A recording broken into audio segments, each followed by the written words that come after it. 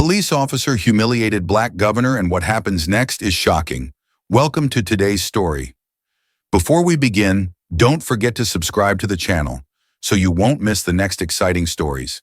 Let's dive in. Malcolm Reed, the governor of a large, diverse state, stood by the tall windows of his office, gazing out at the city below. The skyline was familiar, but something had changed. Recently, a series of reports had landed on his desk, each detailing incidents of racial profiling and police misconduct. He had read through countless testimonies: black men pulled over for no reason, Latino families treated with suspicion simply for walking in the wrong neighborhood. Each report had struck a nerve. Yet he knew that reading about these injustices from the safety of his office was not enough.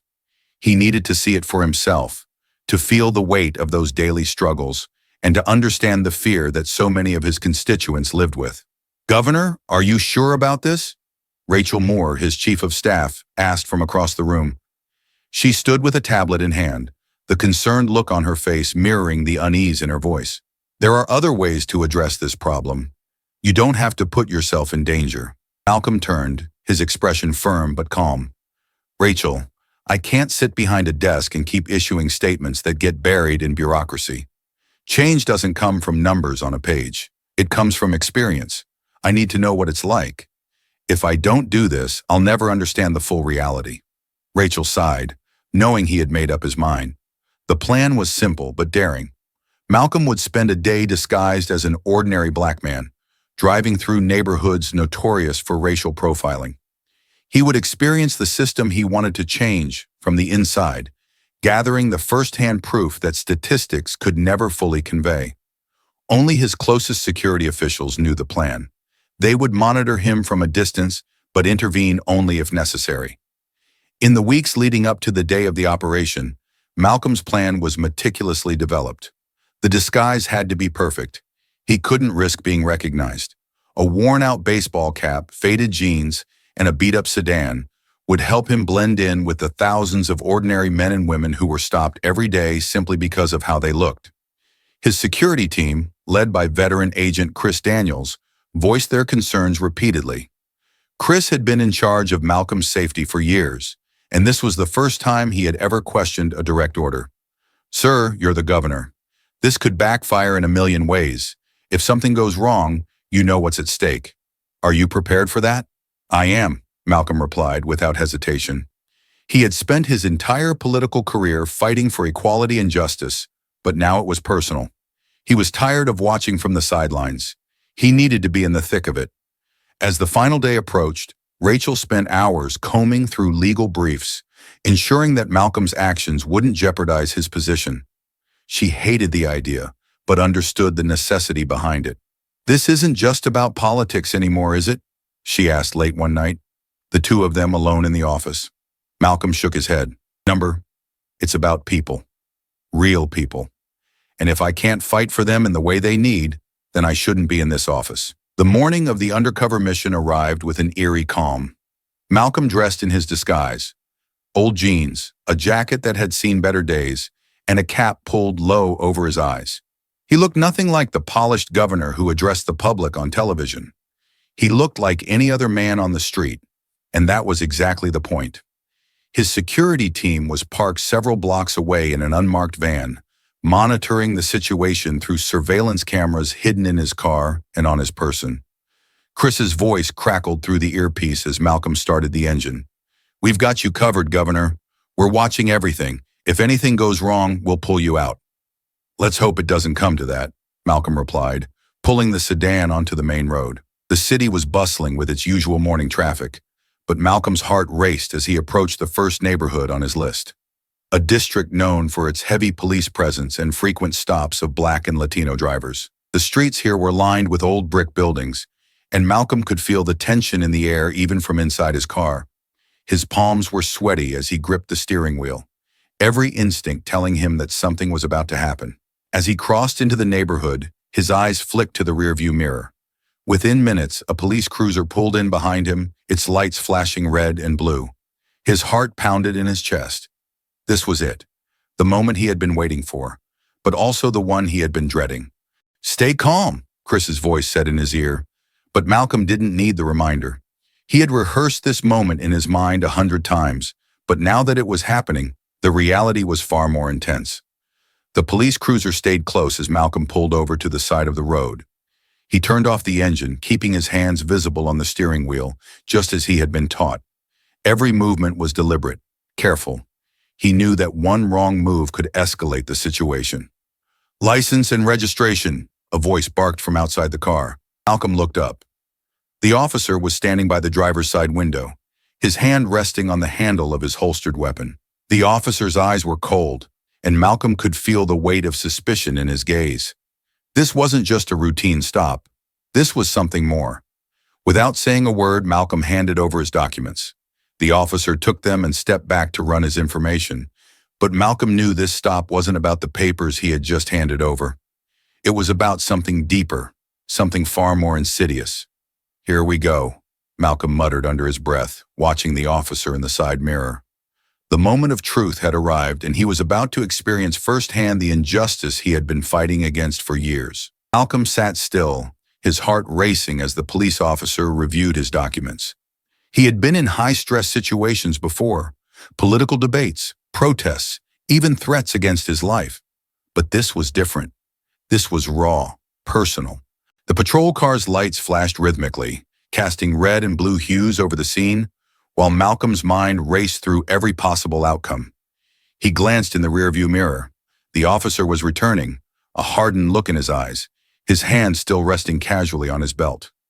"Step out of the vehicle," he commanded, his voice sharp. Malcolm's pulse quickened.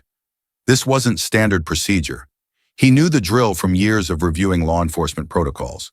This officer was already treating him with suspicion for no legitimate reason. Malcolm hadn't been speeding or breaking any laws, and yet here he was, being asked to leave the safety of his car. He took a breath, trying to stay calm. Slowly, he opened the door and stepped out, keeping his hands visible. "Is there a problem, officer?" he asked, his voice level and composed. The officer's eyes narrowed as he looked Malcolm up and down, clearly sizing him up based on his appearance alone. "Where are you headed?" the officer asked, his tone hard, ignoring the question. "Just heading home," Malcolm replied, standing on the ground but making no sudden movements. The officer leaned in, his posture growing more threatening. "This doesn't look like your kind of neighborhood," he muttered under his breath, though loud enough for Malcolm to hear. The insinuation was clear. Malcolm had known it would come, but it still hit hard. He was being profiled not as a citizen, but as a threat, a black man driving through the wrong part of town. He could feel the weight of the officer's bias pressing down on him, even as he tried to maintain his composure. "Does it matter where I'm headed?" Malcolm asked, carefully keeping his tone neutral. He couldn't let this escalate any further, but he also couldn't let the officer's behavior go unchecked. "Keep your hands where I can see them," the officer snapped, his hand inching closer to his weapon. "I'm going to need to search your vehicle." Malcolm froze. This was it. The moment when the officer would cross the line from suspicion to outright violation of his rights. But Malcolm knew that if he pushed back too hard, the situation could spiral out of control.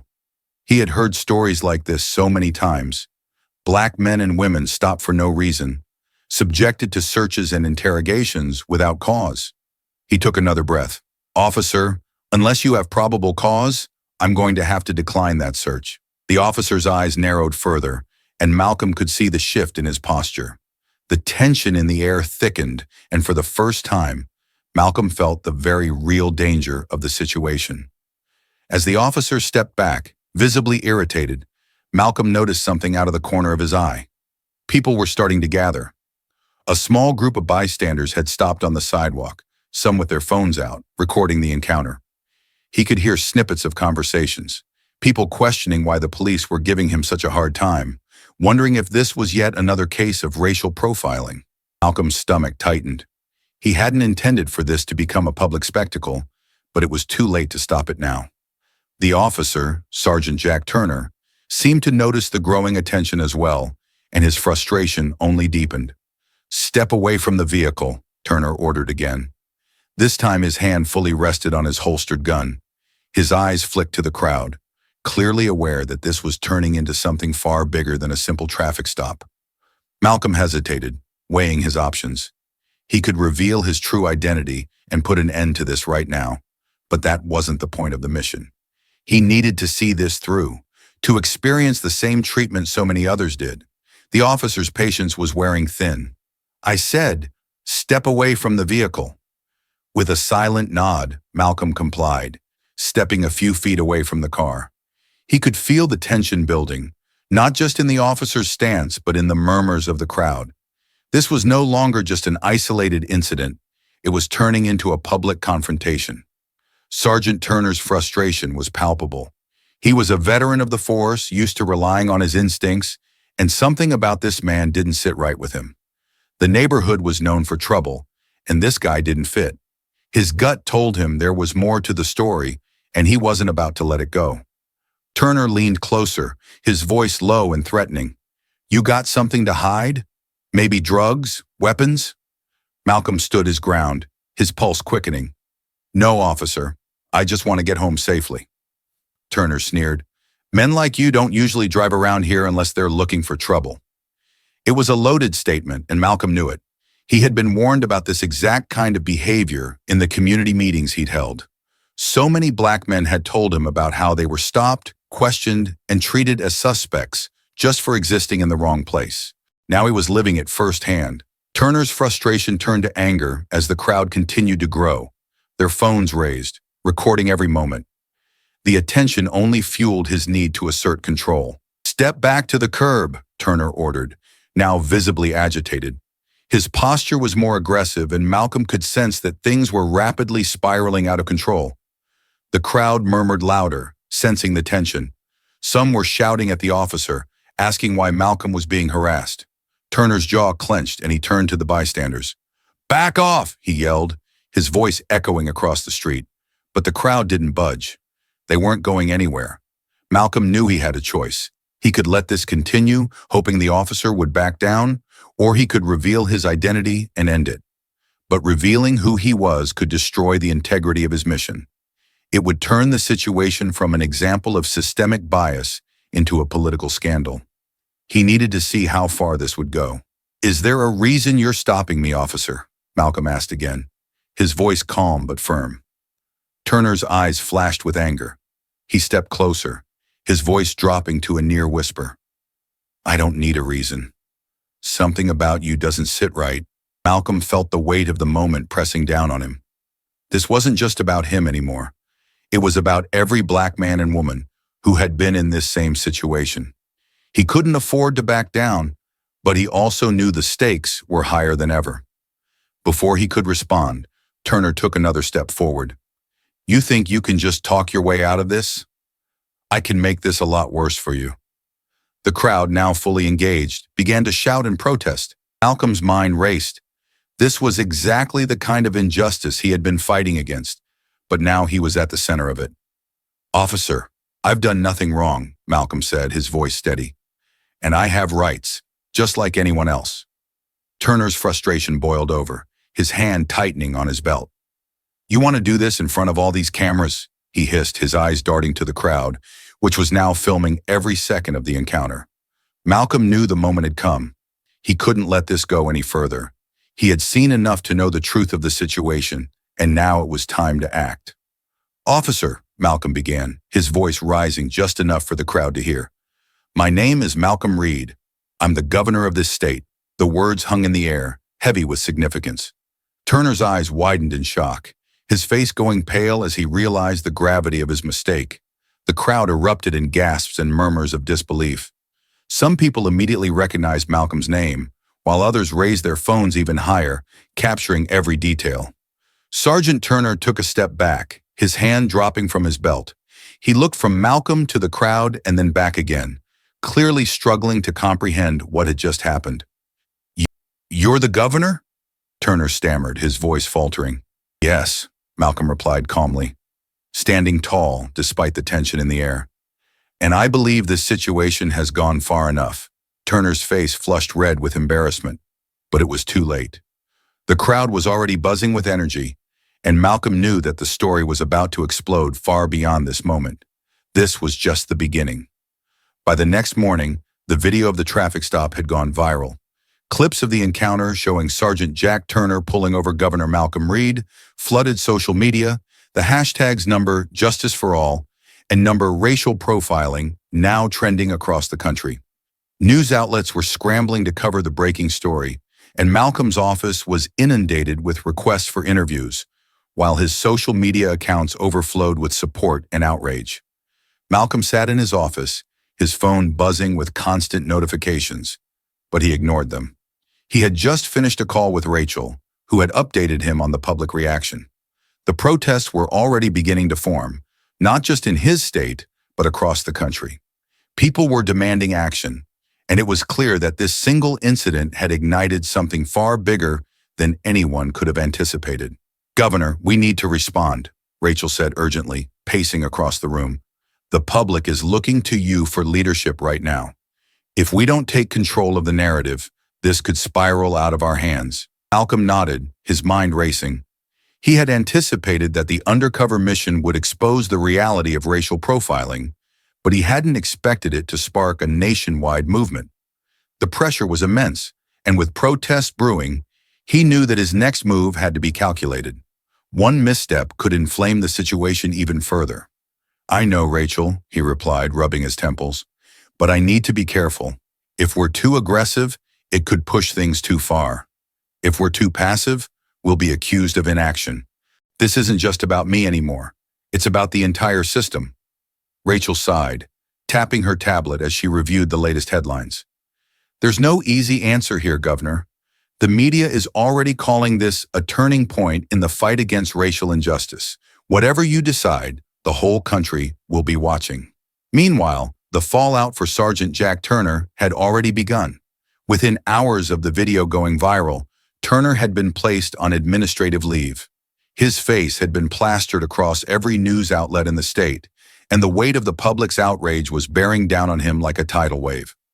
Turner sat in his dimly lit living room, staring blankly at the television screen as news anchors dissected every second of the traffic stop.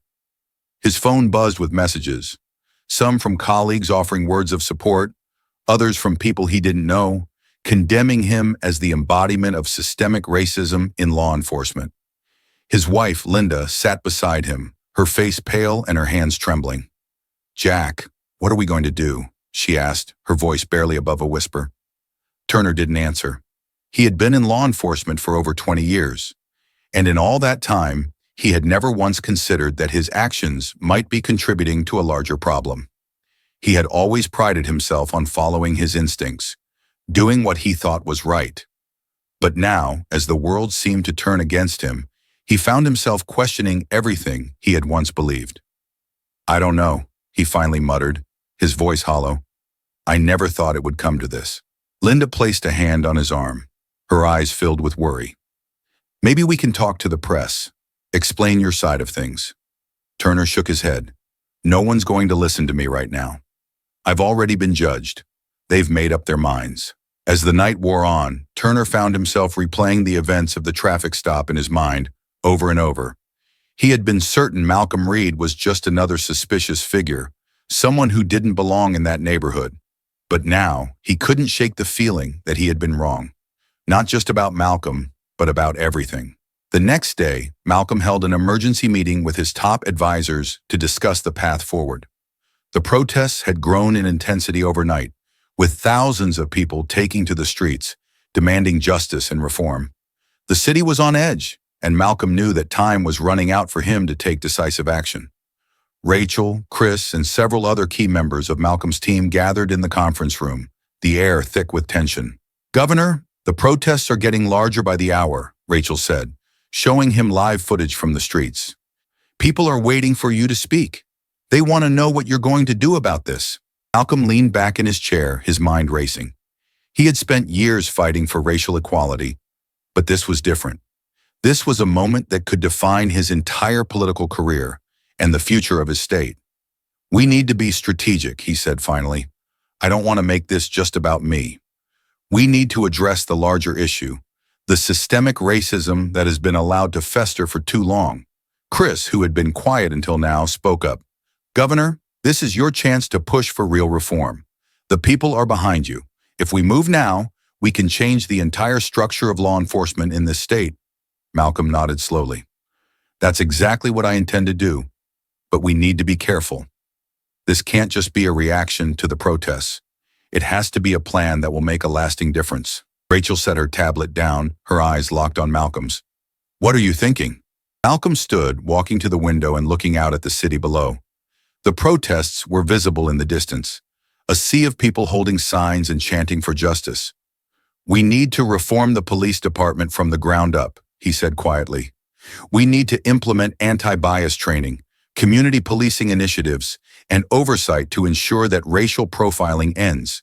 And we need to hold officers accountable when they cross the line. The room fell silent as Malcolm laid out his vision. It was bold, ambitious, and exactly what the people were calling for. Let's get to work, Rachel said finally, her voice filled with determination. Later that evening, Malcolm stood at the podium in front of a sea of cameras, his heart pounding in his chest.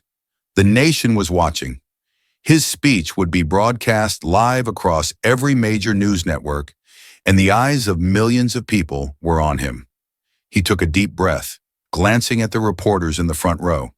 Their pens were poised, ready to record every word. Behind them, the streets were filled with protesters, their voices growing louder with every passing moment. Good evening, Malcolm began, his voice calmed and measured. What happened to me during that traffic stop should never happen to anyone. It was a violation of my rights, and it was a clear example of the racial profiling that has plagued our communities for far too long.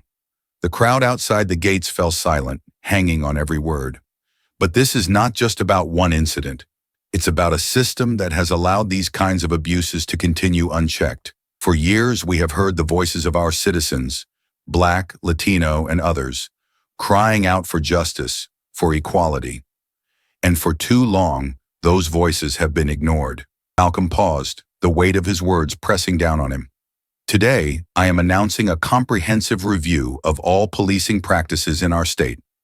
We will be forming an independent commission to investigate cases of racial profiling, excessive use of force, and any systemic issues that have allowed these abuses to persist. The crowd erupted in applause, but Malcolm's expression remained serious. This is not just about one officer or one police department. This is about changing the very fabric of how we enforce the law in our communities. We will implement mandatory anti-bias training for all officers, introduce community policing programs, and ensure that every officer is held accountable for their actions. The reporters were scribbling furiously as Malcolm continued, laying out his plan for reform. By the time he finished, the air was charged with energy. The nation had its rallying cry, and Malcolm had set the stage for a battle that would reshape the future of law enforcement. Inside the police department, the tension was palpable. Officers huddled in small groups, whispering about the viral video and the public reaction. Some veteran officers, like Sergeant Jack Turner, felt betrayed by the administration and the public. To them, the governor's speech and reforms were a direct attack on their years of service. Others, particularly younger officers, saw this as an opportunity to create a better, more just law enforcement system. Chief Howard Johnson sat at the head of the department's conference room table, his face grim as he listened to the heated debate among his officers. Some defended Turner, insisting he was only following his instincts, while others, most notably Detective Emily Carter, demanded accountability. Look, we can't ignore the facts, Emily said, her voice firm but measured. The public is angry, and for good reason. We need to acknowledge that racial profiling is a real problem, and we need to change the way we operate. A veteran officer, Frank Davies, scoffed from the other side of the table. Easy for you to say, Carter. You've been on the force, what, 5 years? Some of us have spent decades on these streets. We know the dangers, and we know when something's off. Turner was just doing his job. Emily's jaw tightened, but she didn't back down. And that's the problem, Frank. You can't just rely on gut feelings when people's lives are at stake. We need to do better, all of us. Chief Johnson raised a hand, silencing the room. Enough. This department is under more scrutiny than ever, and we need to come together if we're going to survive this. The governor's reforms are coming whether we like it or not. It's up to us to decide how we're going to respond. The room fell silent, but the tension lingered. Everyone knew the department was at a crossroads. The old ways were being challenged, and not everyone was ready to embrace change. While the department struggled with its internal conflict, Sergeant Jack Turner found himself alone, grappling with the weight of his actions. Since being placed on administrative leave, he had spent his days in silence, avoiding the public and the media. He couldn't escape the headlines that branded him a symbol of everything wrong with the police force. His face was everywhere on TV, in newspapers, all over social media. Sitting on the porch of his suburban home, Jack stared out at the quiet street, his mind racing. He had always prided himself on being a good cop, someone who followed his instincts and did what was necessary to keep the streets safe. But now, for the first time in his life, he was forced to question everything.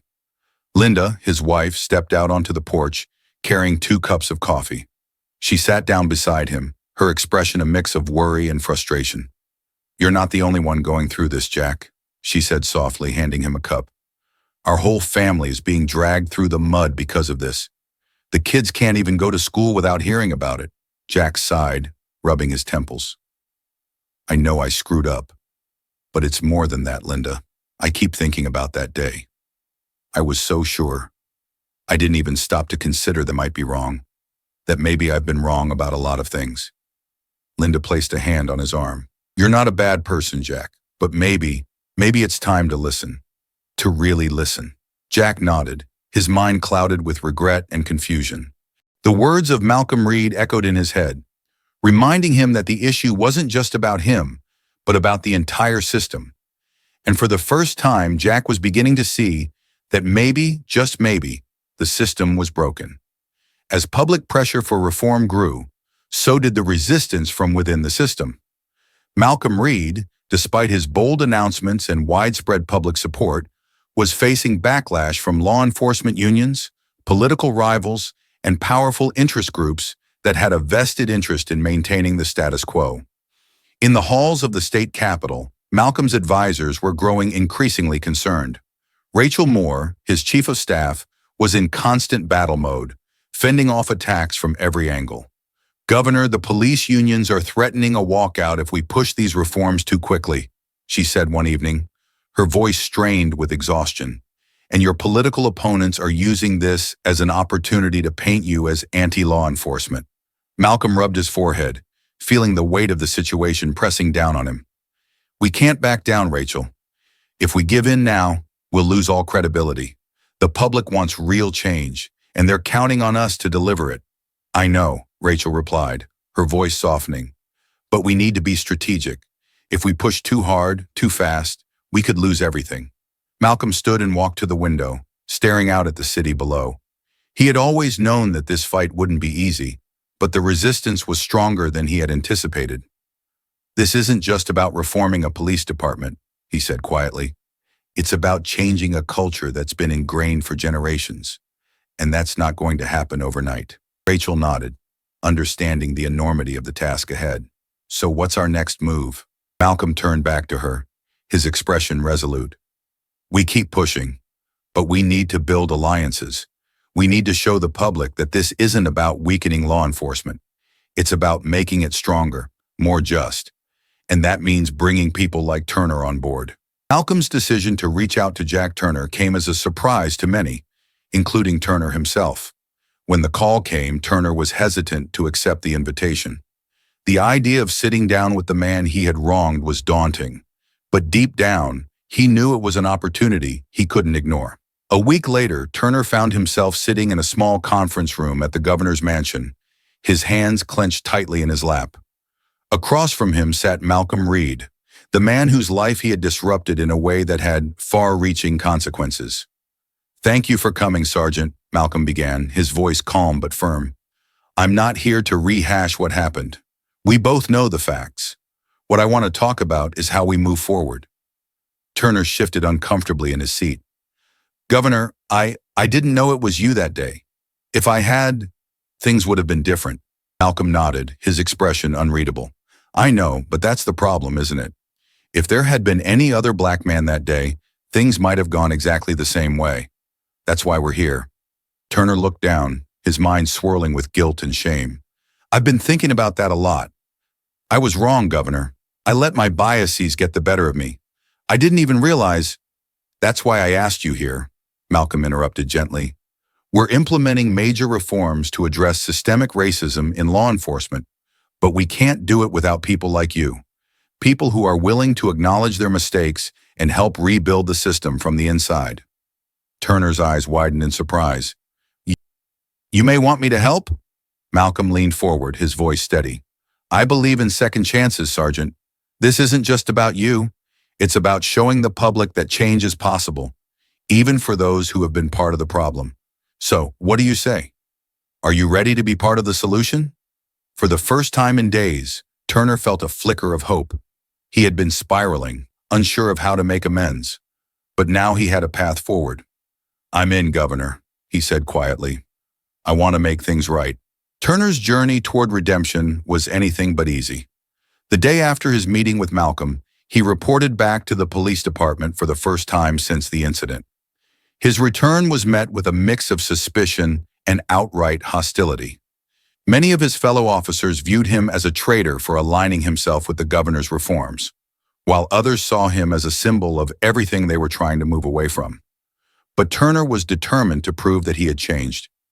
He began by undergoing extensive anti-bias training, learning how to recognize and confront subconscious prejudices that had guided so many of his actions.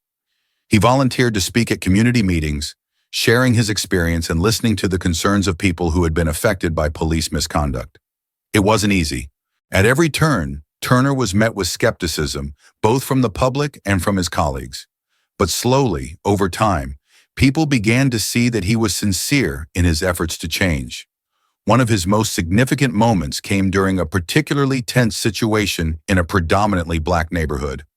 A young man had been accused of stealing from a local store, and tensions between the community and the police were running high. Turner, now trained in de-escalation tactics, stepped in and defused the situation before it could turn violent. Word of his actions spread quickly, and for the first time since the incident with Malcolm, Turner felt as though he was making a real difference. As Turner worked to rebuild his reputation and the community's trust, Malcolm's reforms began to take root across the state. Police departments were required to implement mandatory anti-bias training, and community policing initiatives were rolled out in several high-crime areas. The newly established Civilian Oversight Board, made up of respected community leaders, ensured that officers were held accountable for their actions. There was still resistance, particularly from the older generation of officers, but Malcolm's vision was beginning to take shape. Crime rates in certain areas began to drop, not because of increased patrols, but because of increased trust between the police and the communities they served. The journey was far from over, and Malcolm knew that there were still battles to be fought. But for the first time in a long time, there was a sense of hope. The tide was turning, and the future, though uncertain, seemed brighter than ever.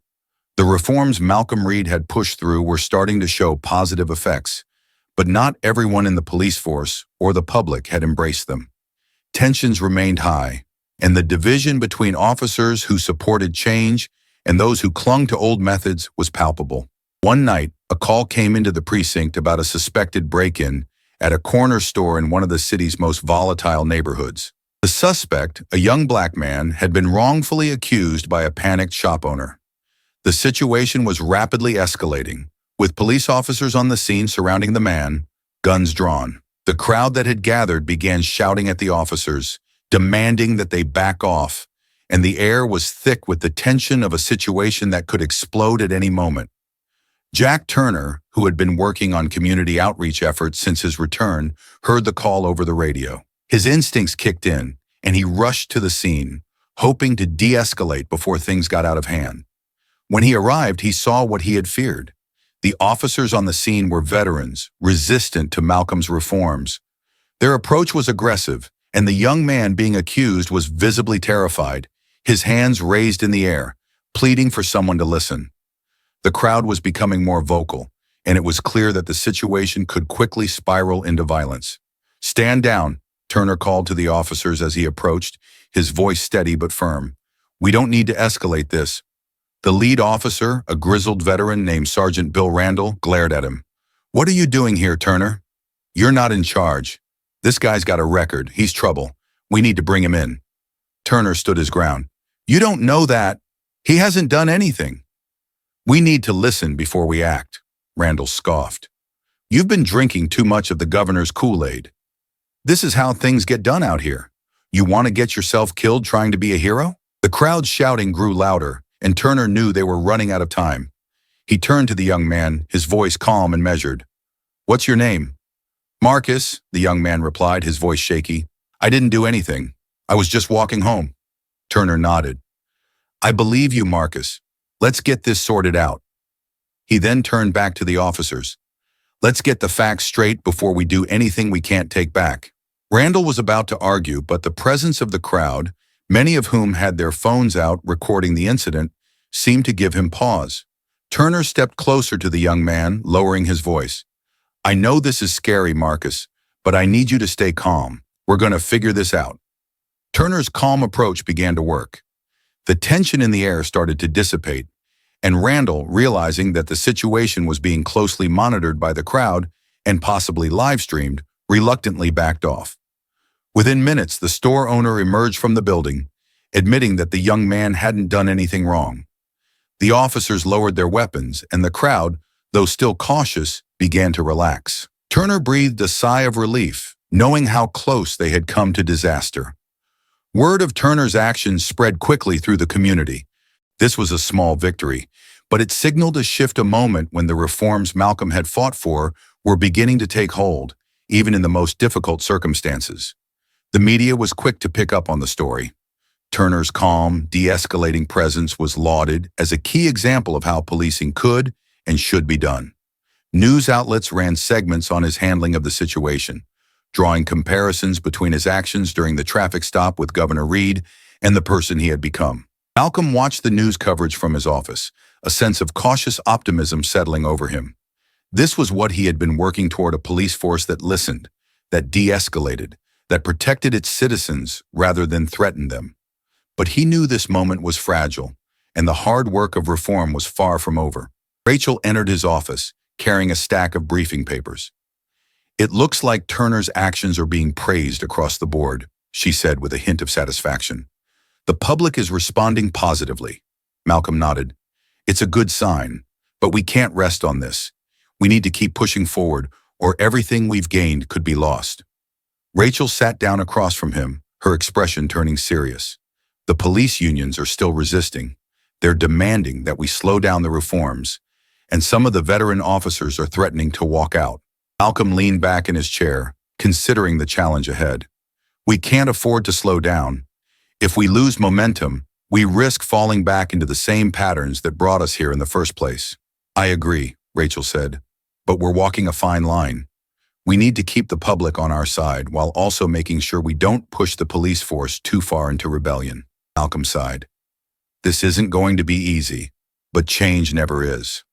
As Malcolm's reforms began to take hold across the state, the independent commission investigating cases of racial profiling and excessive use of force within the police department completed its report. The findings were damning. The report detailed a systemic pattern of discrimination, particularly against Black and Latino citizens. It highlighted numerous cases where officers had used excessive force without cause, and it revealed a disturbing culture within the police force that protected officers from accountability. Malcolm knew that releasing the report would spark controversy, but he also knew it was necessary if real change was to occur.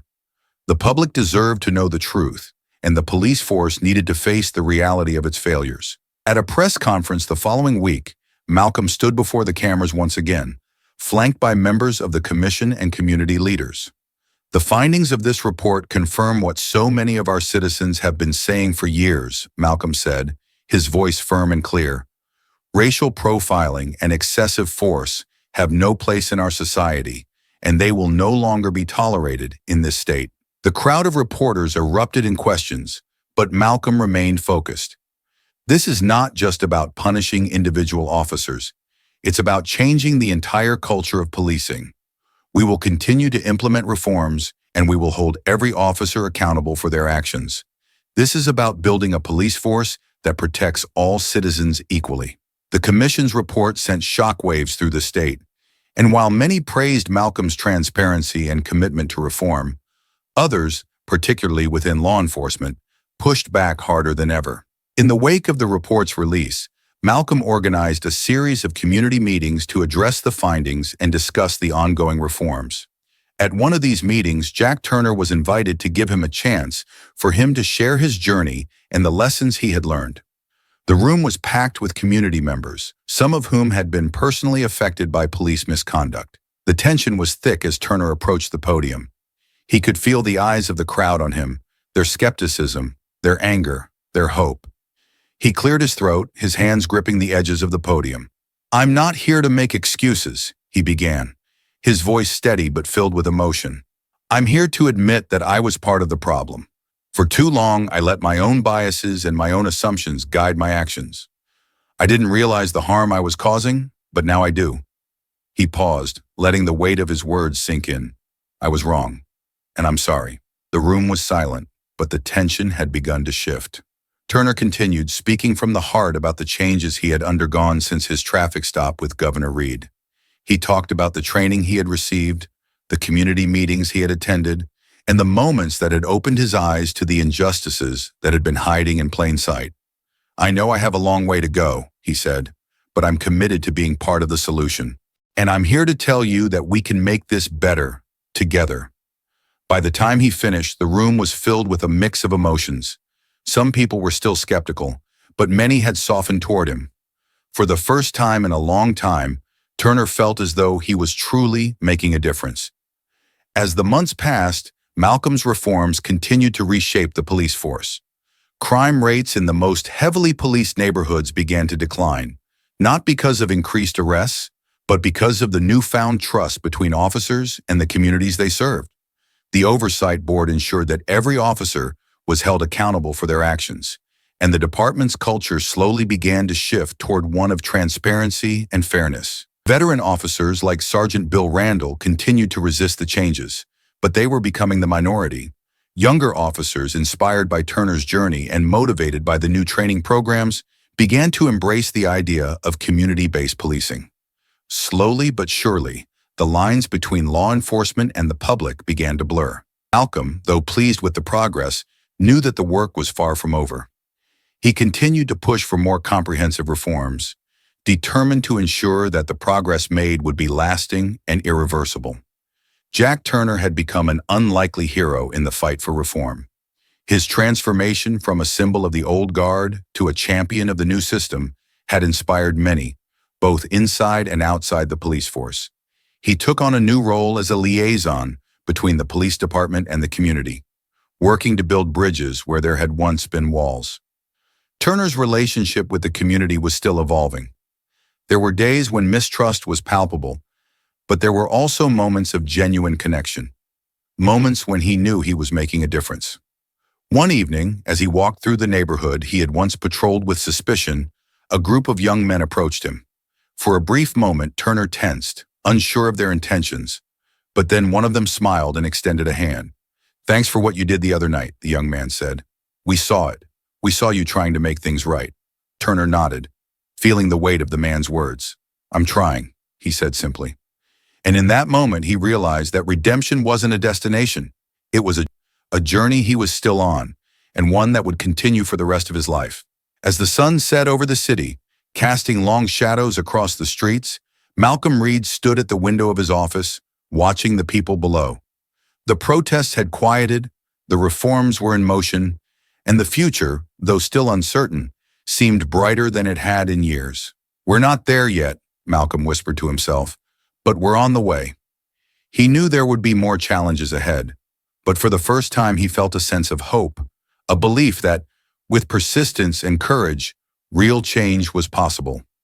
The road to justice was long, but Malcolm was determined to see it through, step by step. Since the story outline has reached its conclusion with the emotional peaks, the resolution of key character arcs, and the implementation of reforms, we have completed the narrative as planned.